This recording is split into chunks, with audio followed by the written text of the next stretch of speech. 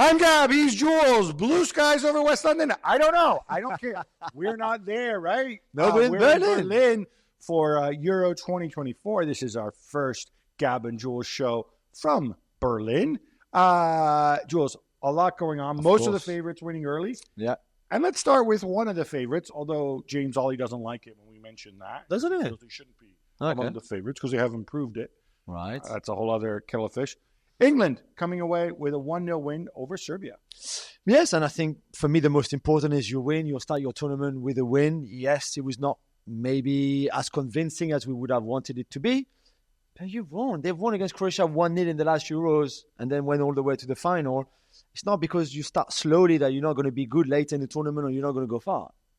Yeah, I think it's 3 straight wins in major tournament openers for Gareth Southgate in sort of that narrative that they love to do in England where they explain why they haven't won everything always.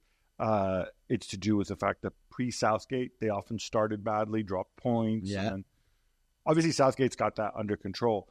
I think Serbia are actually a pretty good team. England did, like you said, they do what they do under Southgate, which is that they do put a maximum result, minimum effort, and don't run risks.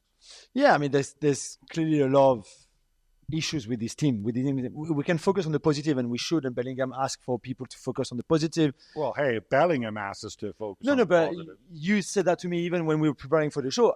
Of course, you've won, so let's be more positive than negative. However, there are still some things in that team that are not working out. There's no structure tactically enough. Phil Foden's positioning. So there's a lot of things. But you're right. At least you start well. You start with a win. It doesn't matter so much how the win came. You've won. Great. Now you can focus on the next game. That might already qualify you, by the way, if you win it. Yeah, and that's a very good point. Look, normally I'd say there's time for Southgate to work things out, work out kinks. But he's not really going to work out kinks. I think he's going to go and keep playing the way he plays, which is defensively, get a goal, and then be smart and wait for your guys to go and sort it out. Yeah. We'll get to Foden because I think that's an interesting point. Also an interesting point, and I always remind us, I don't want to be boring about this, right? But there's a lot of individual things that this is a low-scoring game and a lot of details affect it. Yeah. So, for example, if the ball doesn't get deflected on the Bellingham goal, I don't think he scores that. I agree. Because the deflection allows the ball to hang in the air and allows them to come in with such power. 100%. Equally, Rajkovic doesn't stand on his head off the Kane chance at the end. Yeah. Then it's, then they score that one and it's 2-0 and everybody takes a big sort of breath of relief, right? Yeah, completely. And again, I think Kane was underused in that first half. He only touched the ball twice in 45 minutes, 2 touches of the ball, Gab, which, again, for someone like him in this level, this is not really acceptable. It's not a good thing. But that's also to be sorted out because, and we will talk about it more in the podcast, tactically, the Bellingham positioning is preventing Kane from dropping like he likes because that area is already used by Bellingham. And that's the reason why he hardly touched the ball in that first half and not much more in the second half, to be fair. So this foreshadows what I saw. And if you look at Bellingham's heat map, I wasn't going to say about how Bellingham affects Kane so much as how Bellingham affects Foden. Because Bellingham always goes over to Foden's side, which is fine if Foden comes inside.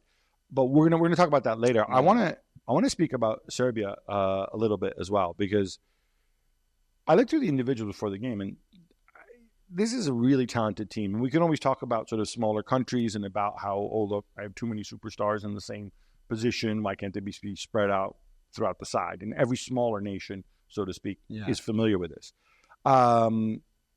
But I thought they gave actually a pretty good accounting of themselves, even though maybe initially, obviously, Vlahovic playing behind the striker didn't really work. Yeah. But in the second half, did England invite too much pressure, or did you expect Serbia to do more? Yeah, completely. I just don't understand why England, once they score the first goal, then stop playing really and just let the ball to the opposition and let them come back into the game. And that second half, there was no control at all from England. It was all Serbia having the ball. And yeah, they didn't create massive chances. I get that.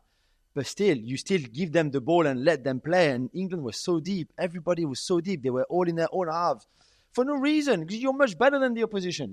Serbia have good players, but One, they never qualified for Euros before since their independence. That's Two, at the World Cup 18 months ago, they were terrible. Stojkovic is not a good coach, and yet they've got loads of talent, but they don't really know how to use them. And maybe that's why they were conservative. I agree with you.